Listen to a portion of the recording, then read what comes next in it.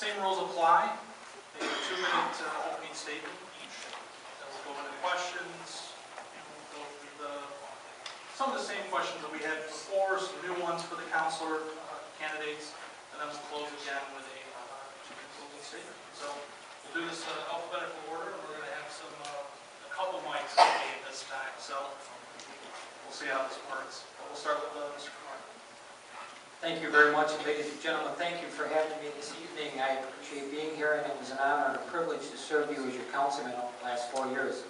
I also like to thank Dan, Jimmy, and Peter for coming forward.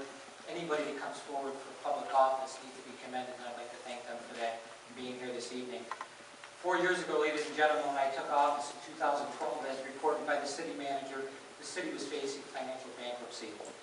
I came to the table, as I always have in the last 4 years, bringing detailed solutions to our problems. First 2 years, I offered up major reductions in the budgetary process while not cutting services. And I see the fruits of our labor have come for tuition over the last budget cycle. We recently, the managers reported surplus in our budget due to good negotiations, which were carried out by sitting down with the unions and working out a solution to the problems, and also to stop the bleeding and a cogeneration plant. It's faced the city with numerous deficits over the years. So it was very important that we looked at that, because I think the financial stability of the city and able to go out and market the city to bring jobs in is to have a city that's not facing financial bankruptcy, and to try to bring the tax burden down to individuals so people will come in and invest here. I've had friends of mine that I've contacted to bring businesses in the community, and they were very reluctant at the time to bring businesses into the community that was facing financial problems. So now we got the city facing in a better direction. I think we're going to be able to go out this next term, when I'm re-elected next term, to really concentrate on job growth and bringing jobs in the community, making sure, as I have over the last 4 years, to bring accountability to city government and to try to bring the tax structure down a little bit so people can afford to fix up their homes, raise their families, invest in downtown, invest in numerous areas in our community. That's very important. And as always, I support the seniors in the area. I brought money back into the budget this past year to make sure that our seniors have the funding that's applicable to their programs, and to make sure that they can afford their homes and keep the investment in their homes. So thank you.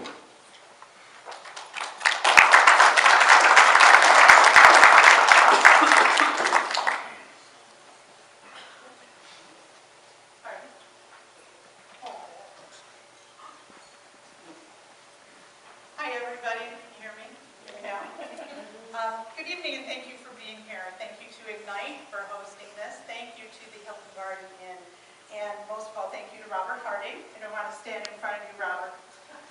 7 generations ago, my family has lived and worked in Auburn, New York for 7 generations. I want to see the city prosper.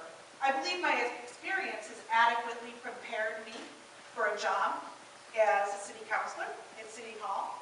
For the past 5 years, I've served on the Auburn Enlarged City School District Board of Education. I'm a professor of mathematics and computer science at Cayuga Community College. And over the years, I've been involved in many civic organizations, and I've served on many non-for-profit boards. My husband, Lee, and I live in the city, and we have 1 child who attends Auburn High School. His name is Matthias.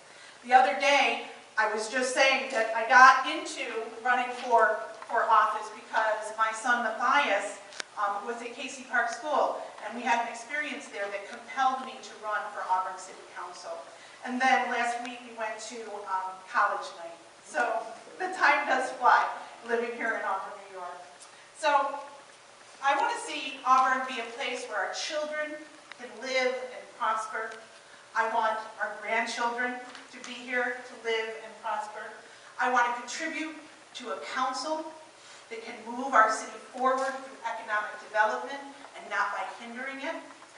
I want to look forward to a civil discussion in council, and I believe that governance can provide that civil discussion, and so I look forward to serving you on the city council.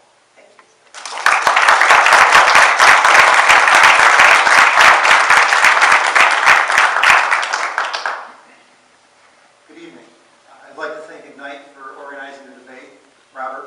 moderating, and the beautiful Hilton Garden Inn for hosting us here tonight. As you know, my name is Jimmy Genetino, and I am a candidate for city council. I was born and raised in Auburn, and at the age of 17, I decided to serve our country and enlisted in the United States Air Force. I was stationed throughout the country, and while I enjoyed each duty assignment, new opportunities offered, and new friends made, at the end of my enlistment, I decided it was time to return home. And I returned home with my wife, Tony. We returned to Auburn to raise our family. That was our goal. Upon returning to Auburn, I was fortunate enough to start a career with a locally owned, family-run company, Meta Community Computer. 18 years later, I now manage a department of 25 co-workers. I took advantage of the GI Bill. I finished my education. I received a master's degree in American history from SUNY Oswego. In 2008, I was fortunate enough to get the opportunity to teach American history at Columbia College in Syracuse. Tony is currently the CFO at Cuba Seneca Community Action Agency. We have both volunteered our time on numerous boards and community organizations. We've been homeowners in the city for the last 18 years, twice purchasing homes here. Our children, Andrew and Gracie, are being educated in Auburn schools and are dedicated members of local sports teams. As you can see, as a family, we are all in. I'm a first-time candidate for political office, and I've chosen now to run because I believe our city is at a crossroads. After decades of stagnation, I believe that we are a city in the midst of a cultural renaissance and on the brink of rediscovery. In order to maximize our potential and seize this opportunity, we require elected officials who are well-rounded and open to new ideas. We deserve elected officials that conduct city business in a respectful manner and are ready to lead by example. We must have elected officials who lack personal agendas and will make well-informed decisions with one goal in mind: what is best for Auburn. I believe that my combined experience as a veteran, an educator, a manager in private business, a parent and property owner makes me a well-rounded candidate and can bring new leadership to City Council. Thank you.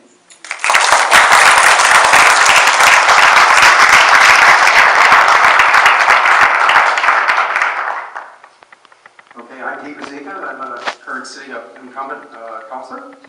And again, as to what Councilor Camardo said, when we got to the city, when we took first to office, we were $4.3 million in deficit. The city was very, very deep in financial distress.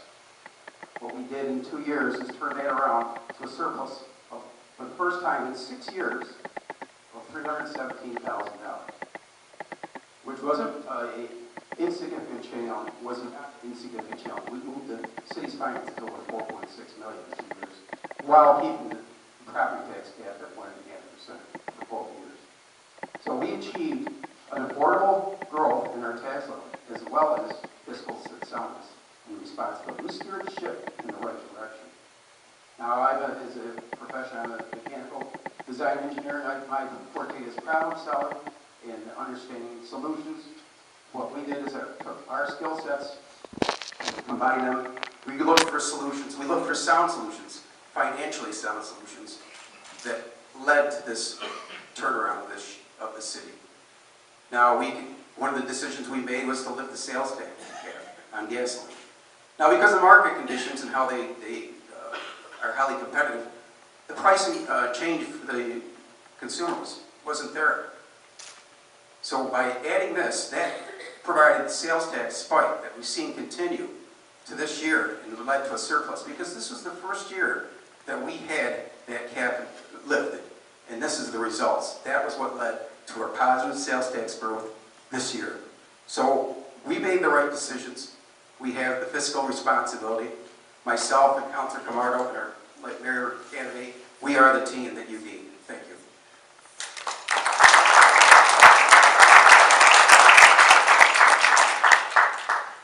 We'll move on to the question phase, and if I could ask the council candidates just to stay seated for the questions, that would be appreciated. We'll start with you, Councilor Ruzicka. The question for all of you is, what do you see as the single largest challenge facing Auburn, and how can that problem be rectified?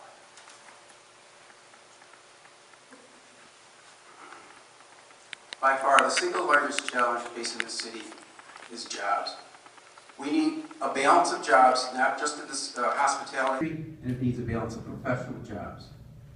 We need to encourage the growth of these professional jobs so that the quality of life issues that we want to progress, such as the arts, which is also supported by mostly discretionary income of those people that have the incomes that can afford this. Right now, we have a city population that's 20% is in the poverty level. That's unacceptable. We need to turn that around. And how do we turn it around? We need to encourage development in industries and good paying positions that will support the population. We need growth in individual incomes. Obviously, we can't guarantee anybody a job. What we need to do is make ourselves the best marketable place for a job. That will solve a lot of issues, not only for the heroin, but parents will be able to stay home more, not have to work 3 or 4 jobs. They'll be much more engaged with their children, and they'll be able to offer their children much more as far as advantages, schools, sports, and all the types of things that go along with extra incomes. This is what's needed to build this community. That is the root cause of all the problems we have in the city, is the lack of jobs. Thank you. I'm sorry, ladies and gentlemen, when we come to this question, there's a lot of things that we need to look at. Number one, the city's $100 million in debt. We have a large indebtedness on the backs of the taxpayers right now. We also have to look at, we have a severe drug problem in the community. We need education, we need police officers on the street to stop what's going on out there right now. Innocent lives we're losing left and right. It's got to stop. We need better investment in the community. We're worried about our population rates are not dwindling. That's due to the high tax structure. I want to bring that tax structure down so people are not afraid to invest in the city. So we keep institutions like the college going, because without a population base, we don't have enrollment at the college, an economic driver in the community. It's fantastic. We need to encourage investment in the community so we can support the hospital. It supports people that have drug addiction. So we have a lot of factors, but we got to come to the table with sound solutions, work together as I've done over the last 4 years with my fellow counselors in a professional way. We need to identify these problems. We need to work them out. There's serious problems that are facing the issue. We've got to stop raising the taxes to our members of the community and see how we're going to lower that tax burden so we can have investment. We can bring revenue to the table. We can bring revenue to our community that's much needed. And also look at the expenditure side also, that we control the expenses but have investment in the city. It's very important to support all the things we're talking about, quality of life, services to the taxpayers, services that they expect and deserve. So all these situations need to be looked at. It's very hard to identify one issue. There's many issues that we're facing as we move forward as a community. Thank you.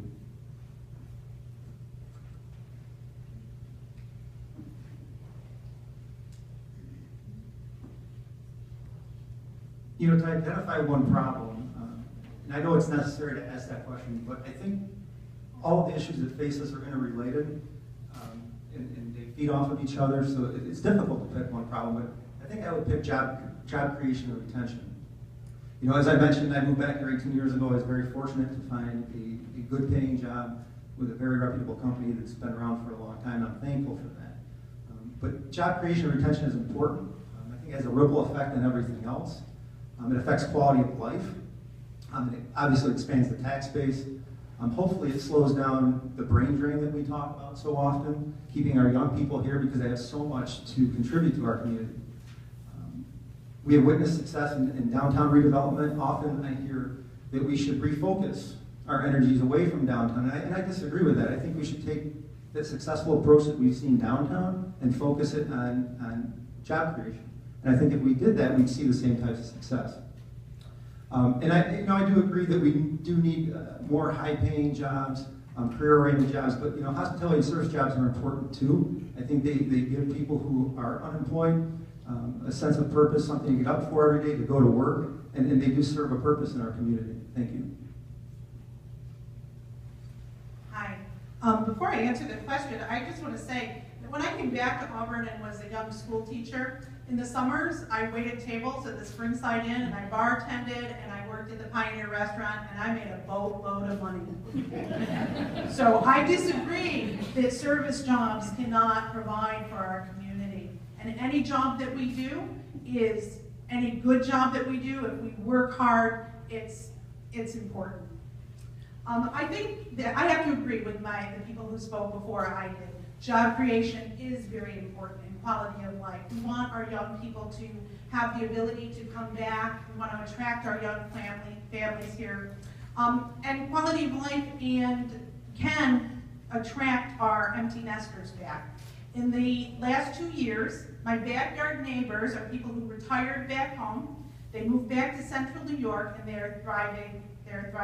And through the Auburn Players, which I'm a part of, there is a couple that's joined the Auburn Players, and they've decided, they didn't come from here, but they decided to retire back here in Auburn. So that is also something that can improve our world, not only job creation, but creating a quality of life that attracts retirees back, that attracts young families, and that attracts commuters.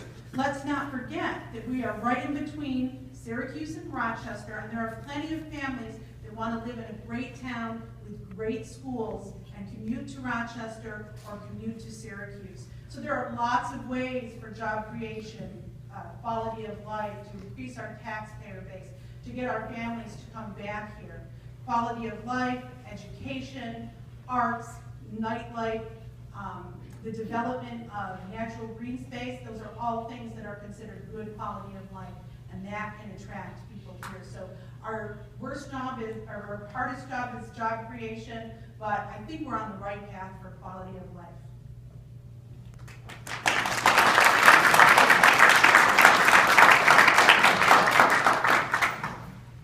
Ladies and gentlemen, I just want to make sure it's perfectly clear when we're stating this that all jobs count across the board, whether it's industry, manufacturing, what it is. It's very important that we look at any job created as a good job for the community. So I want to make sure we touch upon that. But I also want to talk about, to support the renaissance that's going through downtown and through the community, we need to get a cap on our taxes, bring the tax level down a little bit, stop with the fees and all the extraordinary price tag that's involved with raising the taxes all the time, so people have more discretionary income in their pocket, so they can go out and support the arts and buy theater tickets and support the businesses downtown. This is very important, and I think this all goes hand in hand. But every job is a job for the community. It's going to have the ripple effect, which will bring better quality of life. It'll add to the tax base. It'll add to the sales tax base. So everything is important across the board.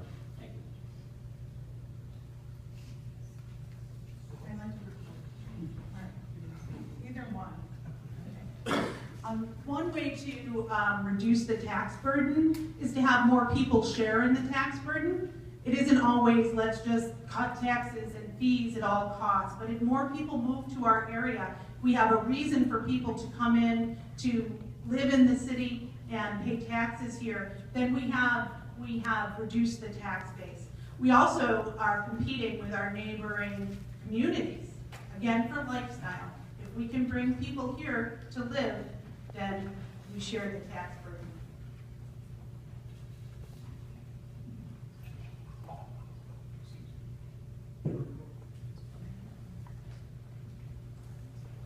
It's definitely very important that jobs, regardless of the jobs created. Again, I fully agree that there's a ripple down, but we need a balance of these jobs. It can't all be service and hospitality. You're depending on, if it's all service and hospitality, you're depending on the outside world to come in and take advantage of it.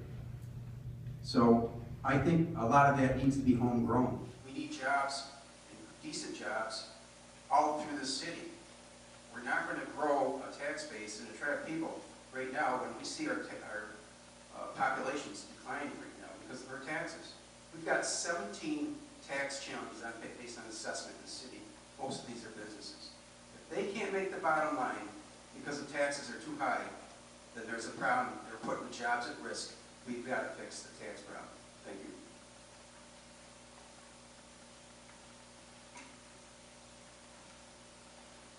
What Dia was getting at and what I'm getting at is that what's going on downtown is important because it makes us a destination. It makes it a place where people want to come visit, to come live. I've been downtown. I was in Parkhurst, and a busload of women came in. There was 30 women, and they had come up here from Pennsylvania on a wine tour. They were going to stay in Geneva, and then they saw what was going on in Auburn, and they decided to stay here. They spent their money here. They had dinner here. They had drinks here. They stayed in the hotel. That's all important revenue coming into us. It makes us an attractive place to be. And if we want to grow business or attract business, I think that's an important aspect of it.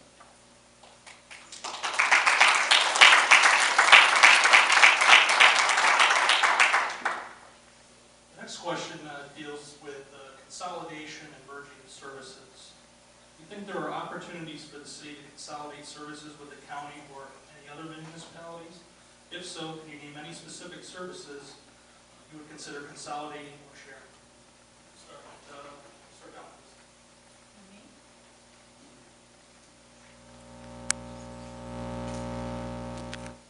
Like my cell phone. Absolutely, we should continue to consolidate our services with the county and the city. But one of the other municipalities or one of the other governing organizations that we never think about consolidating services with is the school district.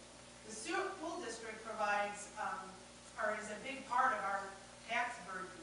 If we're duplicating services between the city and the county, but then we're duplicating it for the school district, we could save a lot of money to remember that the school district is there. One of the things that we pay a lot of money for in our school taxes is snow removal.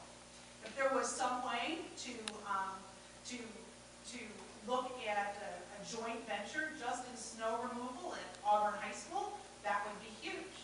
Or the high school also pays for tax removal not tax removal, well, that would be great. They pay for trash removal, and so if something could be struck up with the city, that also would be great. So those are two things that I don't think anybody's really thinking about. I am the right person certainly to connect us with the school district. I know what's going on there. So I think that we're on a good road also with the joint County Economic Development Agency. You're working together to work toward economic development. I think that we could do better. We need to share a vision and share some strategies as we move forward.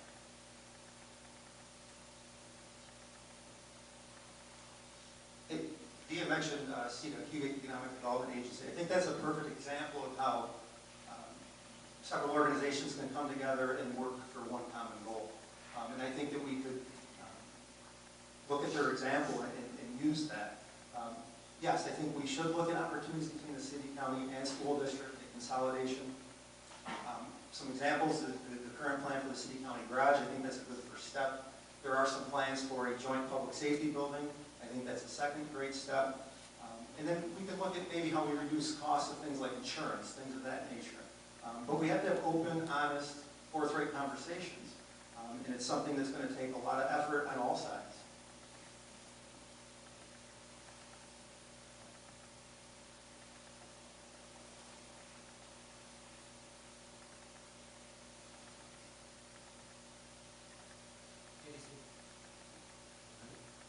Ladies and gentlemen, when we talk about consolidation, we need to talk about consolidation, not for the sake of consolidation, to put it down and say we did something for consolidation, but as I see consolidation, we come to the table where the county, city, and school district, and we save the taxpayers money.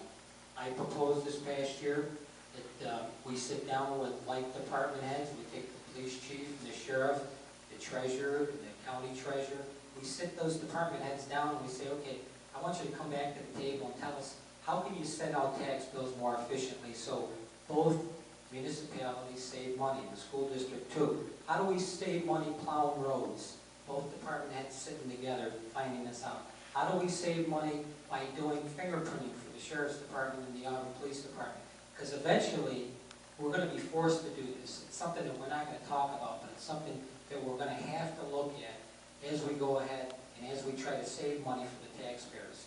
I voted against the consolidation plan because it was going to cost $100,000 to both the county and city. And nobody can tell me how much the taxpayers were going to save.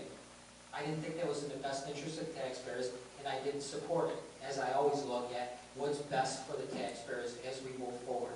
So I think we need to have a group keep these dialogues going. I've continually asked for meetings between the city and the county that we move forward. It's been very difficult with our city manager and the county manager to get them together to come forward. So it's something after the first year, we're gonna have to start having our own dialogue as public officials and get these things done and start demanding that people come to the table with cost-saving measures so we can have consolidation efforts in the city, county, school district, college, BOCES, whatever it takes to come to the table to provide better services in an efficient manner to the taxpayers of this community. Thank you. We definitely need to look at that very hard. Wherever we have any overlap of services, like performance of function, everywhere that we have this, there's a lot of that low-hanging fruit. And what you do is you pick the low-hanging fruit first. You do the easiest ones first, and you build momentum from there. The county, city can certainly look at sharing some types of levels of public safety and patrol with the sheriff and the Auburn Police Department. That's certainly feasible. The DPW functionality can certainly do it. The snow plowing is a different challenge because of some of the equipment. The county has a different level of equipment than we do. However, there's certain areas that we could share that service. So there's many opportunities. We just got to keep looking for them, and we just got to start bringing it up. Let the snowball roll. Start it and get going with it. And it has to work for the taxpayers. We can't just consolidate for the sake of consolidation, because what we really need to get out of consolidation is the real true value of the taxpayer. And the real true value of the taxpayer is how much less it costs. By using the same services, such as, let's say, accounting or purchasing, by sharing just purchasing departments, we could perhaps take advantage of greater purchasing power with both municipalities and the school districts, looking for the same types of equipment. These are the low-hanging fruits. And like I say, you pick those first, and once you start there, you keep whittling away at it. You're going to find out eventually that some levels of consolidation is not feasible simply the way they do business, but you certainly will have achieved the lion's share of it and could bring the cost effectiveness in taxes under control that way. Thank you.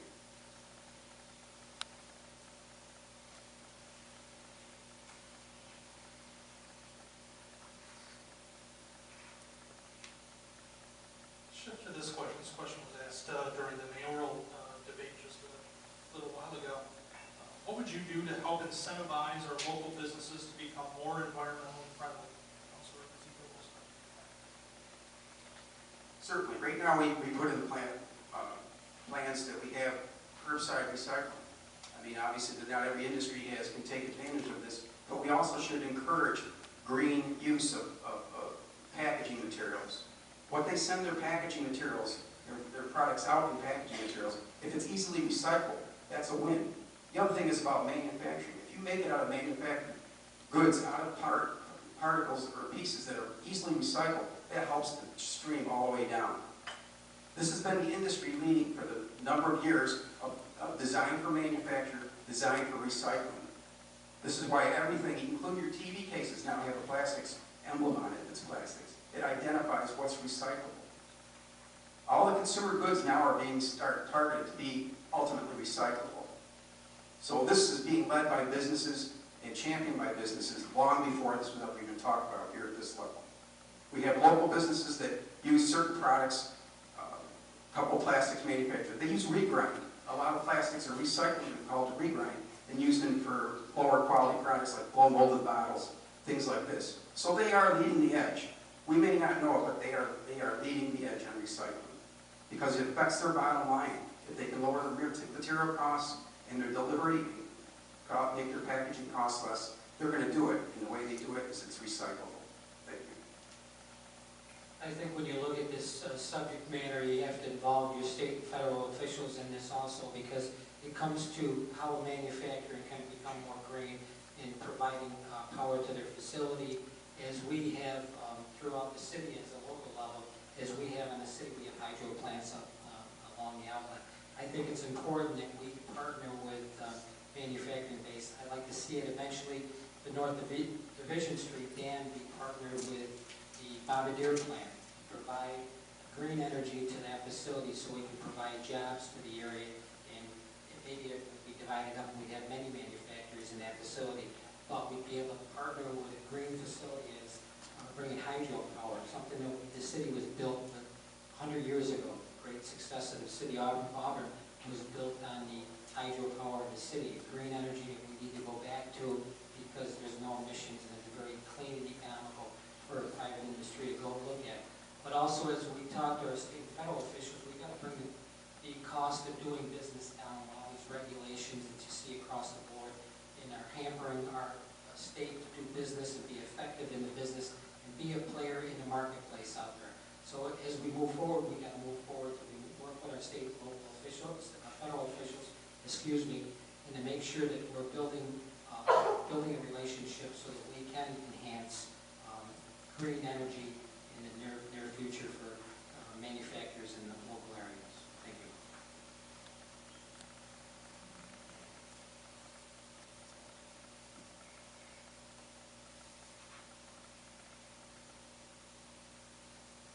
Can you repeat the question? Because it was more about recycling at the local level, or incentivizing businesses to be more environmentally friendly. You help incentivize our local businesses to become more environmentally friendly. You know, I'm a runner. I run about 25, 30 miles a week. I run the city streets, and I can say, without a doubt, that we do not recycle the way we should in this community. It needs to be stressed, and we know that the landfill has a lifespan is about 6 years. If we can limit what's going into the landfill, then maybe we can extend the life expectancy of the landfill. I think that the city should lead by example. We should encourage our businesses to be better recyclers, be more friendly to the environment. I see our new bid director sitting in the front row. Maybe we could work with BID to reach out to our downtown businesses about recycling. It was one of the concerns that was actually brought up to me when I visited with the landfill. I went to the landfill over the summer, and I got $1 million tour of the landfill. And I met a lot of the staff down there. And it's a concern that they have. They see what's going into the landfill and that we're not serious about limiting the stuff that can go in. So I think we could work with our businesses and do some type of incentive to make sure that they're doing a better job recycling. You know, in terms of alternative energy, I am in favor of alternative energy, but I would be leery of us as a city government getting involved in further alternative energies. You know, people say the city was built on hydroelectric power. That's correct, but it was private investment. It wasn't the city paying for hydroelectric power. And we know the situation we're in with the cogen and how much money that's costing. So I would be very leery of investing taxpayer dollars into that. I think that as our community values become more green, so will our businesses. We can create a culture of social entrepreneurship where it becomes important for businesses to be green and societally aware of what's important, and then they respond in kind. So it's important to our community, and we ask our businesses outright, well, are you recycling? Maybe they will. Or maybe you say, it's important to me that you recycle. Do you recycle in this business? And find out. So it becomes a moniker of quality, and it allows businesses to prosper through doing good for the community. I think that, you know, Pope Francis is helping the world become more aware of why we need to be green. I think that he's a good role model. He's providing leadership, and we, as Jimmy said, need to be those leaders and to take those steps and to make sure that that is a priority, and that green businesses are welcome here, and that when they recycle, they are helping our community and our world.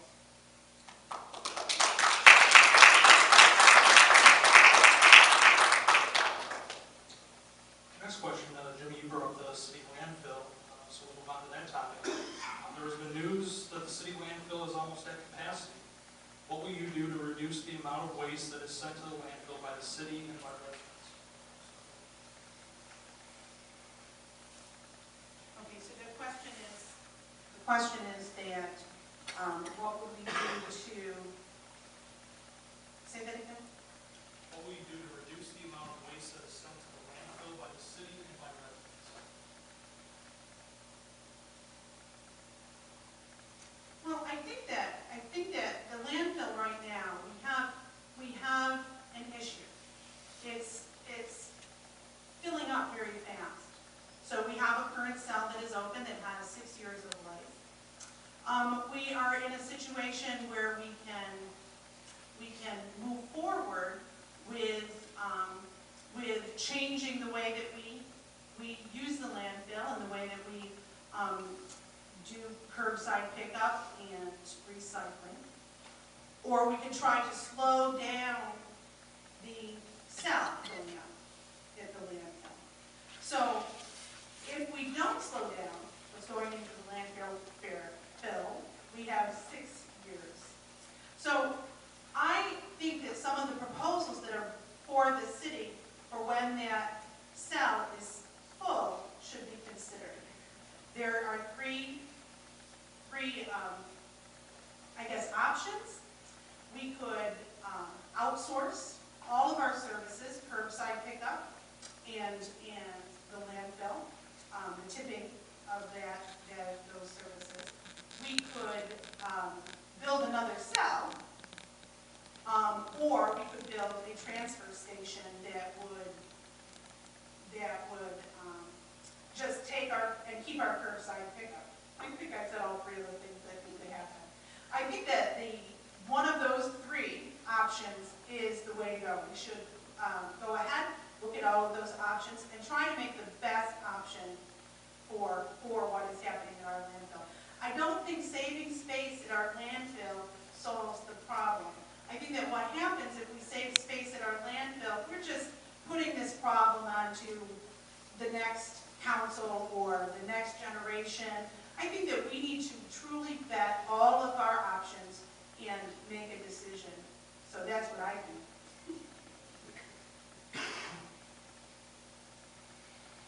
As I mentioned, I visited the landfill and I talked with the staff. I was at a city council meeting over the summer where Mike Talbot came and he was basically raising the warning flag saying, listen, we've got 6 years. There are these three options. We need to sit down and have some serious discussions about what we're going to do with the landfill. So I hope that starts to occur soon. Because 6 years is not a long time. Again, I talked about it in the last question. I think we need to do a better job at recycling and watching what's going into the landfill.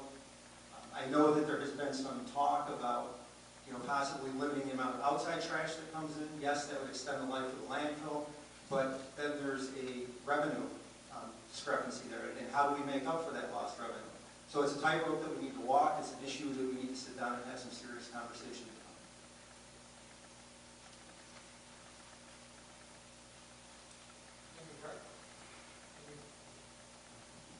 In regards to the landfill, ladies and gentlemen, it's a very important issue as we move forward in that area, because one of the proposals that I did is a very detailed presentation in front of council. We extend the life of the landfill out as long as possible, extending the debt service out as long as we can, so that we have an active landfill, because what goes hand in hand with the landfills, people really need to be educated on, is the city of Auburn just made a commitment to buy the cogeneration plant for $4.5 million.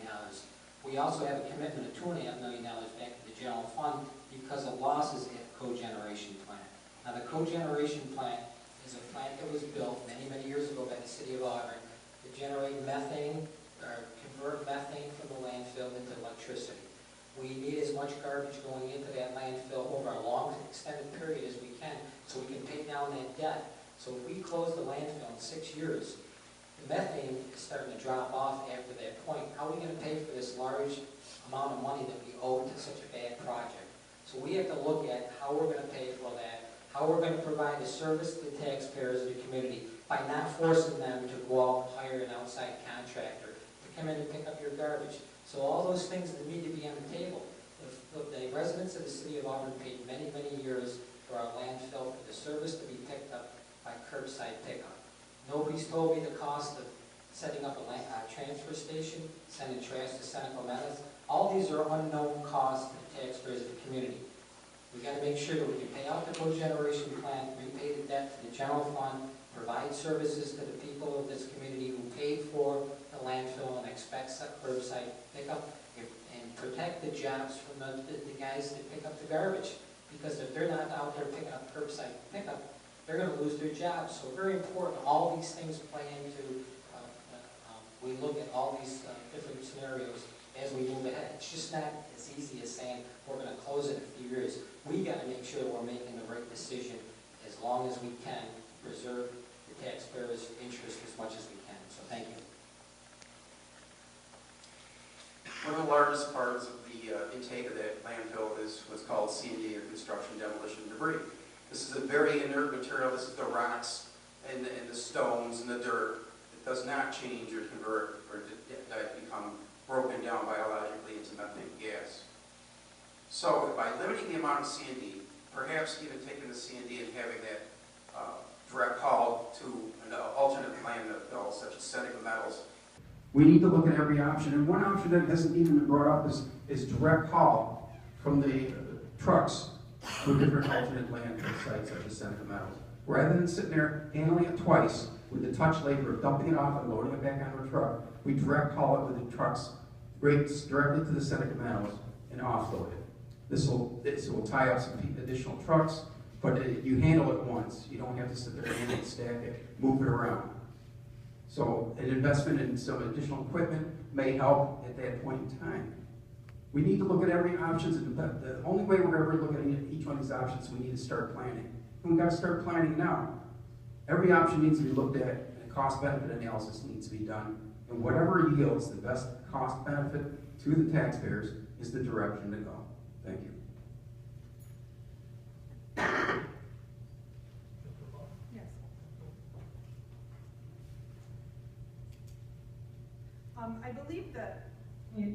I believe the three options that I stated, the transfer station, the outsourcing option, and building a new cell, those three have already been, those options have been vetted by the professionals here at the city.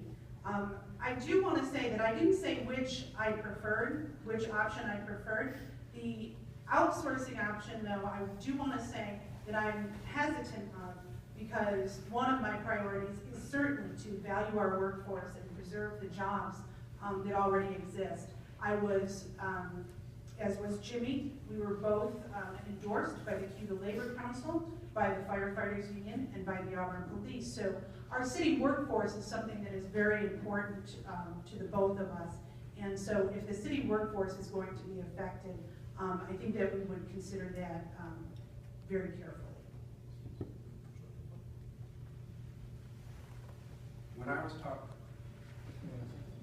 When I was mentioning direct haul, that was with city employees. There was nothing about outsourcing that or changing it to a private hauler. This is using city employees, city equipment, and city vehicles and time to offload that stuff directly to the landfill rather than dump it into a transfer station. Again, a transfer station is going to be very expensive. To me, I mean, we need to have every benefit looked at, and that is an additional option, a fourth option that needs to be vetted. And I do believe we can find out of those options one that's more cost effective than others. Thank you. Move on to the heroin epidemic. Less than 2 weeks ago, Auburn emergency responders had to administer Narcan 4 times in 24 hours. If you're elected, how do you plan to ramp up efforts against our heroin epidemic? Councilor Rizzi. This is a three-pronged approach. Part of the solution to this problem and winning this battle is the first one part is education. We need to educate those people so they understand the risks. The next part is the treatment option. You need to expand the treatments. We need the hospitals. We need the caregivers, the mental health professionals, and those health services to help recovery. And we also need guidance for those people for recovery. And the last option is availability. You need to limit the availability. And the only way the city can control availability is by putting more police on the ground to enforce it. So with the three-pronged approach, that's how you win the battle. You're not going to win it on just one point. It takes all three. Not only, like I say, again, to recap, it's education, treatment, and health services, and making it unavailable. Thank you. Ladies and gentlemen, a very serious issue that's facing our community as we're losing these young children to a terrible situation like this. I talked about it on the steps of City Hall, terrible situation when you have to go out and bury a child because they've got involved in a drug problem like that. I saw this firsthand when my sister Donna passed away just recently, and the pain that it brought to our family and how we had to move on after losing such a beautiful girl to cancer. so I know firsthand how it is to lose such a loving individual in your family. We need to do a better job. We gotta support putting more police officers on the street. It's gotta happen. Tried to do it this past budget season, it was turned down. We need to have more police involved in the community. We need to have better education out there so that these children know the side effects of what's happening once they get involved in something terrible like this. And we need more encouragement from our church groups and our civic groups throughout the community to bring education to the table and let people know what a terrible situation we're fighting in our community. And also, probably the most important thing is we need to get our state and federal officials involved so we can bring funding to the table to stop this, because it's got to stop, and it's got to stop now. And we need more involvement from the state and federal government. So it's our responsibility as members of the community to reach out to our federal and state officials that we get some funding to stop this problem and help it in any which way we can. Thank you.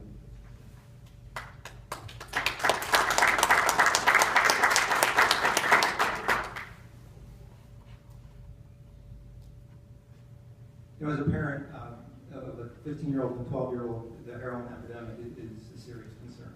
I don't think there's anybody in this room that doesn't realize the seriousness behind this. One of the unexpected, I guess, benefits of being a parent is that your children's friends become your secondary children. Or when you coach like I have, those kids become your secondary children. So it's a great concern for all of us. It's a difficult problem. I don't think there are any easy solutions. I think it requires a multifaceted approach. First and foremost, it starts at home. It's about having honest conversations with our children. We can't shelter them from this. We need to talk to them about it. We need to let them know, what the results of drug use are, not only to them, but to their families and their friends. Schools, education is probably one of the other most important things. And how do we better educate our children in the schools and have teachers reinforce what we're talking to our children about at home? SROs in the schools. It's a very valuable tool. I happen to be friends with several SROs. They work very hard at building relationships with children in school. Being another person that they can come talk to when they're having a problem or when they're being confronted with a bad choice. We need to realize that drug addiction is a disease. It's a mental health issue. We do require treatment for this. We need to be more serious about that and what those options are. I understand, the idea of adding additional police officers. That's something that, it's not just a heroin issue, it's crime in general. It's something that needs to be discussed openly. How can we do it in an affordable manner? But I do not believe this is an issue that we can arrest our way out of.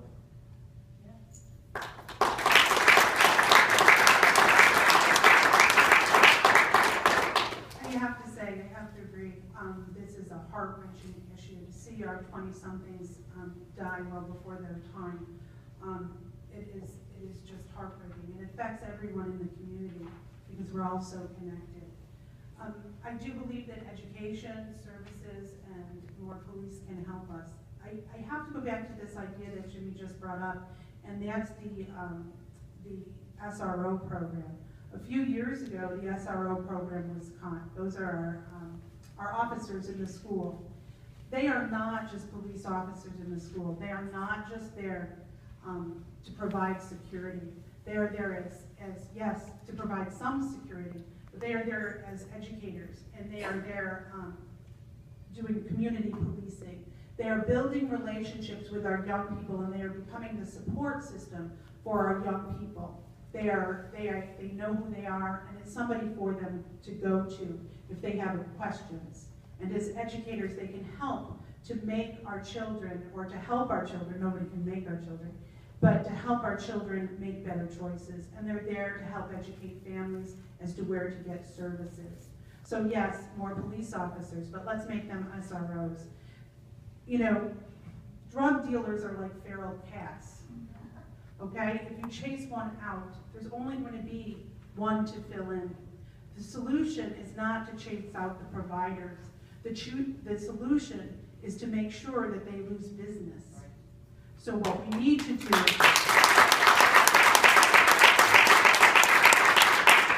we need to help our children and parents make better choices. Thank you.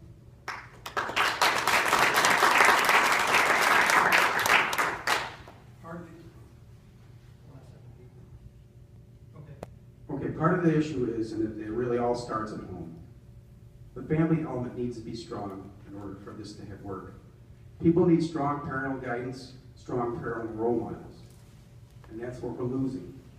A lot of the social issues that we're facing, poverty, lack of work, all these things are related. Parents can't stay home with their children. This is a breakdown of the family. Everything starts family first. That's your first educator. So we need to support and make families stronger. We need to work on that aspect. So by providing better opportunities for employment, better living conditions, and more support systems for the families, that's how we're going to help win one of the biggest educational barriers. It starts at home.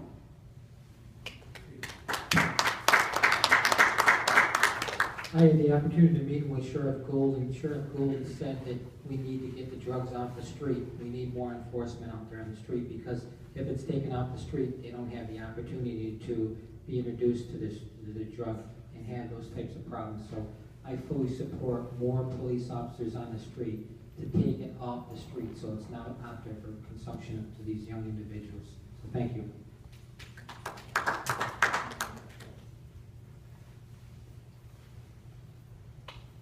Our drug problem is starting at home. It's not starting on the streets.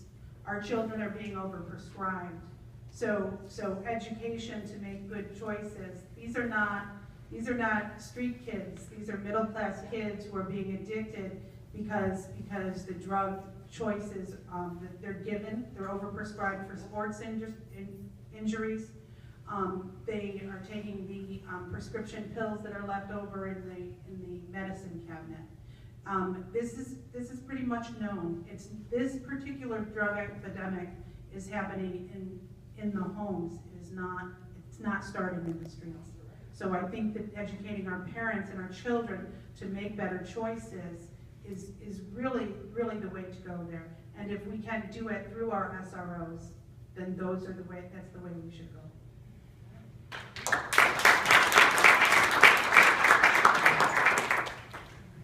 Okay, we'll move on to closing statements. Each candidate gets 2 minutes to close things out, and we'll start, since he was at the end of the lineup to begin, we'll start this time with Councilor Ezeka.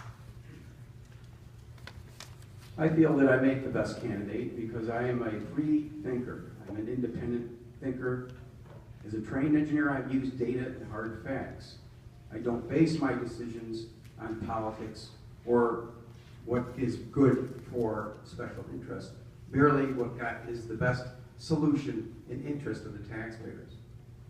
We need to have more involvement of the taxpayers in city government.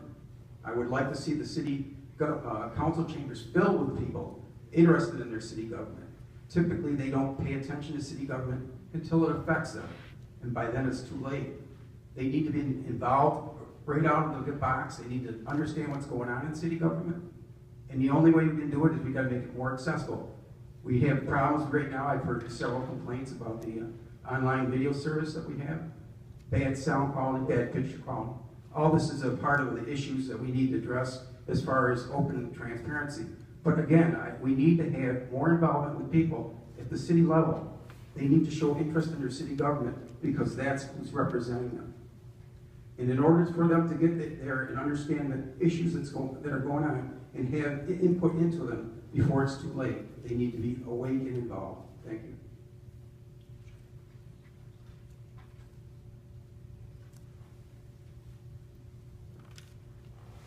This is great seeing a packed room. I'd like to thank everybody for coming out tonight.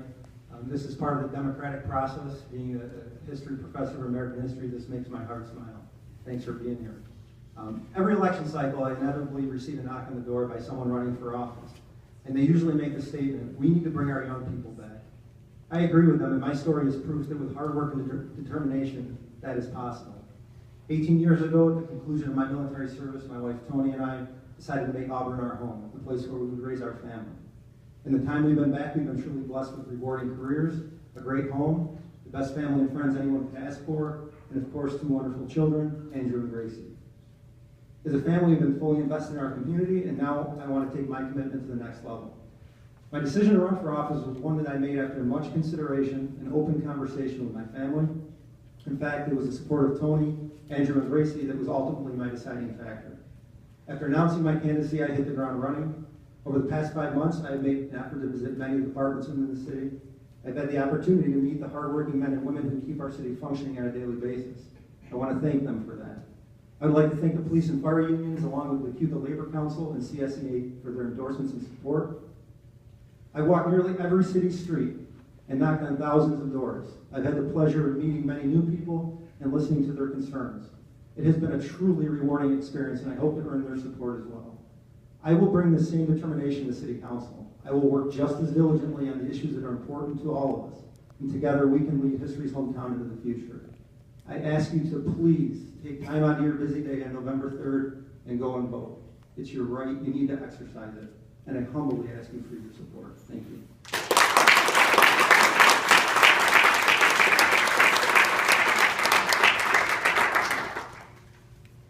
As I look around the room and as I've traveled around the city for the last few months, I've realized how lucky I am to know so many of you.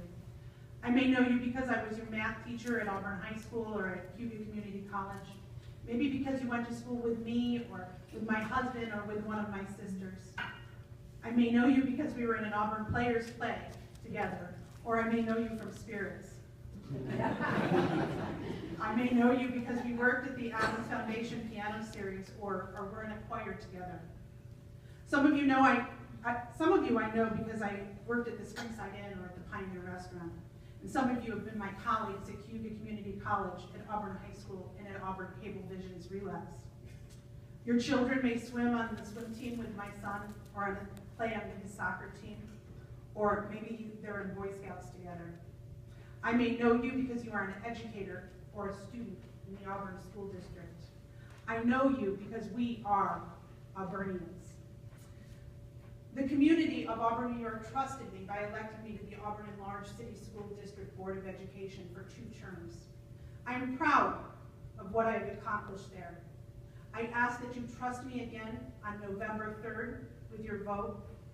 Then when we meet again, we can say that we know each other because together we move Auburn forward.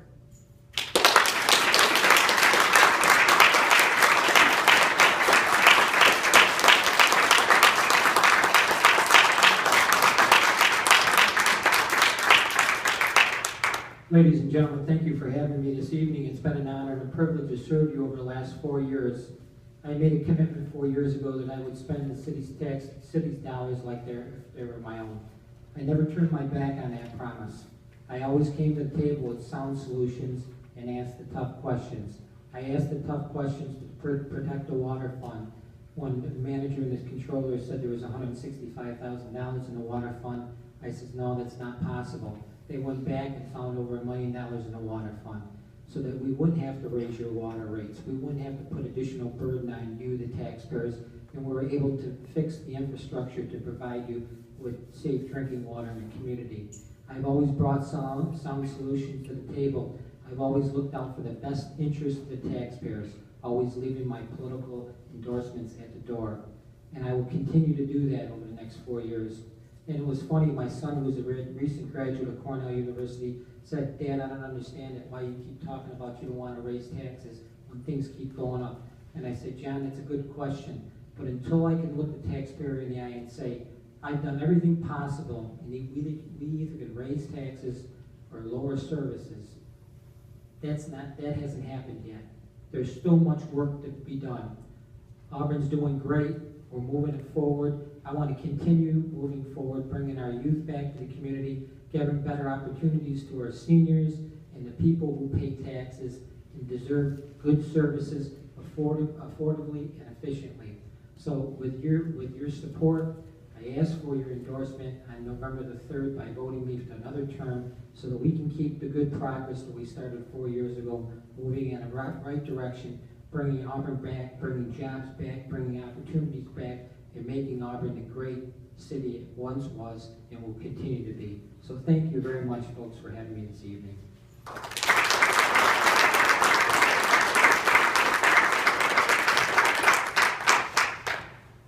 Well, then,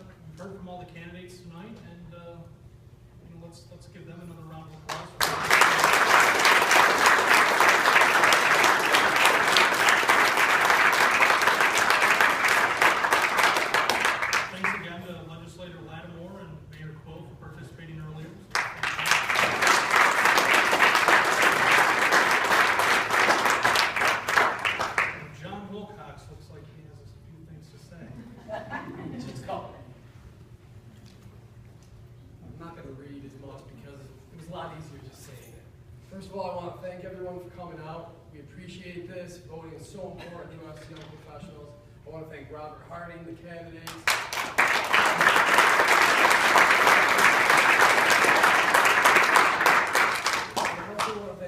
I also want to thank you. This is not seems to be working. Voting's so important, and if we tell our young kids how important it is, we're going to understand that even if we didn't change this time or last time, we will make a change. Ignite really focuses on that because we think it's important. And young professionals, we don't want that brain drain going anywhere. And if we make this place a place to live, it's very important for people who want to stay. I want to make a few announcements really quick. Coming up events, the Auburn Bid is putting on their Thanksgiving parade, November 28th from 3 to 6. They will have the Genesee Mall will be filled with kids' activities from 3 to 6 p.m. and then the parade will be following after. Also, look out for our Ignite Christmas party. It's going to be in early December. We'll send out an email for you to know when that is. All right. We also want to say Ignite the Winter will be held on the first Friday of March. That will be March 4th, 2016. It'll be lots of fun. It seems to only be getting bigger, and we do have the chili competition just in case everyone's hungry. Last but not least, Election Day is Tuesday, November 3rd. Mark your calendars, people. Make sure you set time to vote. It's so important. You have a say. You can ignite the vote. Also, Ignite has a survey for everyone to fill out. You've picked one up probably at the beginning with your program. If you haven't filled one out, please fill one out. It's important to us to hear your feedback. Surveys are anonymous, so if you're interested in getting involved in Ignite, please write your contact information on the survey. And last but not least, once again, I'd like to thank everyone for attending tonight. Don't forget about voting on November 3rd. We can ignite the vote.